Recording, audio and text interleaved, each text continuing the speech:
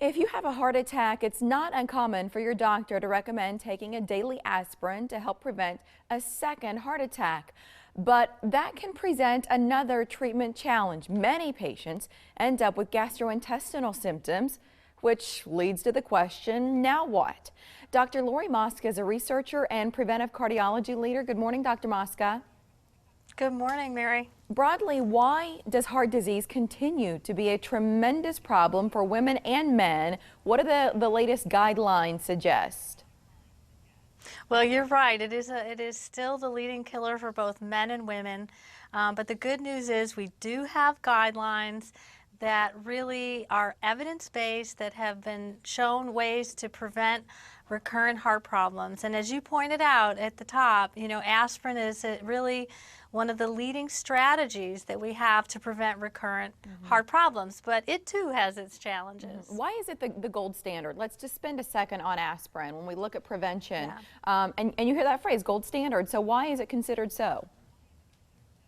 Well, every single guideline that we have really includes aspirin to prevent recurrent heart problems. American Heart Association, American College of Cardiology, there's really no dispute that aspirin can help prevent a recurrent heart problem because really it prevents clotting, it's anti-inflammatory.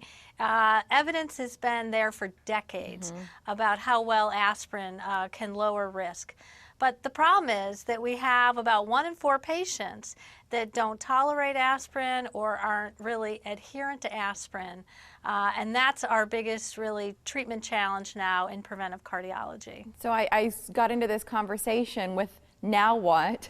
So what have you been working on that's sort of an answer to those patients? Well, the good news is that we really now have a new FDA-approved agent that can combine the beneficial effects of aspirin therapy through an enteric-coated form of aspirin with an agent that actually protects the stomach lining.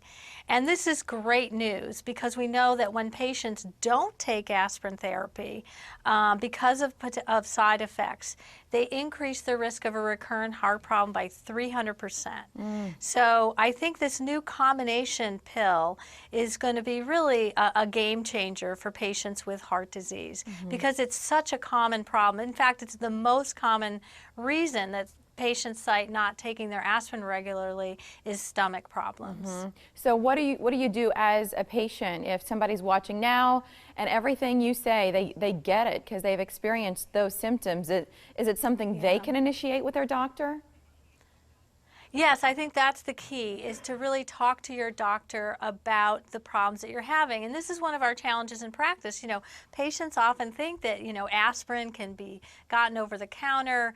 It's something that I can adjust myself, and they don't realize that it could be really a life-changing decision to not take their aspirin regularly for fear of or because they're having side effects, because now we can actually treat those side effects. We can prevent you from stopping your medication due to side effects. This has been shown now in good research that the combination pill reduces the incidence of ulcers and GI side effects and increases adherence. So patients can really optimize their results and outcomes now through greater adherence. Would you give us a website where our viewers can learn more and follow up online?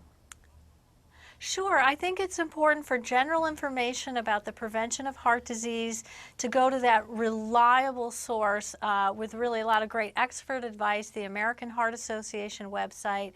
And for more product-specific information about the combination pill of aspirin and a gastric protective agent, you can go to arales.com. All right, Dr. Mosca, thank you. My pleasure. Thank you, Mary.